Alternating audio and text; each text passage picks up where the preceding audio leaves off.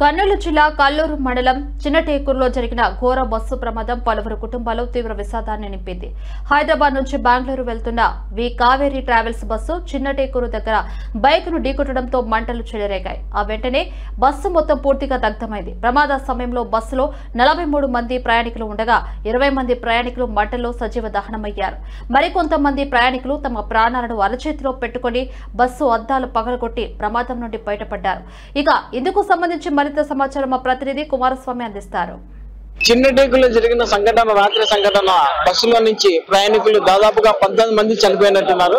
అయితే ఈ 19 మంది చనిపోయిన బాధితులు కొంతమంది నెల్లూరు అతను మనతో ఉన్నారు. అతనితో వివరాలు తెలుసుకున్నాం. చెప్పండి అన్నయ్య, ఎంతమంది ఉన్నారు మీ బంధువులు? ఎవరెవరు ఉన్నారు?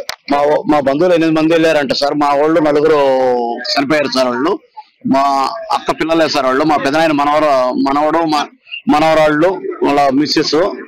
వాళ్ళది నెల్లూరు జిల్లా సార్. వాళ్ళది మాది కూడా నెల్లూరు జిల్లానే, ఉదయగిరి తాలూకా ఇంజమూరు మండలం సార్ మాది. రాత్రి హైదరాబాద్ నుంచి బయలుదేరారంట. వాళ్ళు బెంగళూరు వెళ్తున్నారు. వెళ్తూ ఇది అనుకోకుండా సంఘటన జరిగింది సార్. అది తెలుసుకొని మేము ఇక్కడికి వచ్చాం సార్. సరే, ఇంకో కొంతమంది మన దగ్గర బాధ్యతలు వాళ్ళతో కూడా అడిగి వివరాలు తెలుసుకున్నాం. మా అబ్బాయి చాలా మంచి పిల్లోడు. వాళ్ళ మ్యారేజ్ చేసుకున్నాడు, వాళ్ళ అక్క కొడుతునే చేసుకున్నాడు. కొద్దిగా మూవ్ అని పాబులు అని పెళ్లి చేసుకున్నాడు. బాగా ఫ్యామిలీ బాగానే ఉంది. బెంగళూరులో సెట్ అయినారు. టూర్ అని చెప్పి హైదరాబాద్ పోయినారు. వాళ్ళు 3 days టూర్ చేసేసి తర్వాత రిటర్న్ లో వస్తున్నారు. వచ్చిన తర్వాత 3 గంటలప్పుడు ఇది జరిగిందని నాకు కాల్ వచ్చి పెద్ద హాస్పిటల్కి పోయినాను. అప్పుడు పోతే అక్కడ లేరు అన్నారు. తర్వాత ఇక్కడ పోస్ట్ మార్టం ఇక్కడ చేస్తారంటే ఇక్కడికి వచ్చినాము. కానీ మంచి వ్యక్తి పాప మా పిల్లడు.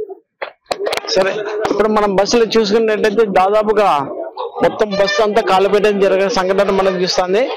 బస్సులో సరైన పొటెన్స్ లేక ఏం లేకోకుండా ఆగికి అయింది. అయితే ఈ 2-wheeler బండి బస్సు క్రాష్ చేసి పోవడం వల్ల దాన్ని గుద్ది బస్సు కింద కూడా ఫైర్ కావడంతో మొత్తం దాదాపుగా 19 మంది చనిపోయినట్టు నిర్ధారించిన.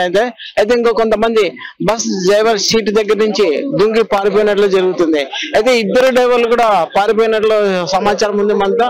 అయితే ఇంతవరకు వాళ్ళు ఎక్కడున్నారు ఏమన్నది ఇంకా తెలియని ఉండదు. అయితే ఈ సంఘటన స్థలానికి ఇక్కడే పోస్ట్ మార్టం నిర్వహించి ఫోరెన్సిక్ డిపార్ట్మెంట్ వాళ్ళు ఇక్కడ మొత్తము సందర్శించి ఇక్కడ ఆపరేషన్ చేయడం జరుగుతుంది. ఆ బ్లాస్ట్ కారణం ఏమంటే 2-wheeler ఉన్న పెట్రోల్ రోడ్డు మీద పడడం, దాన్ని బరస్ట్ కావడంతో ఏకదాటిగా అగ్గిమంటలు రావడంతో జరిగింది. అయితే ఈ అగ్గిమంటలు రావడంతో బస్సులో దాదాపుగా అందరు తెల్లవారుజామున కాబట్టి అందరు నిద్రిస్తుంటారు కాబట్టి ఆ సంఘటన జరిగింది. వాళ్ళకి గుర్తు లేకుండా నిద్రపోయారు.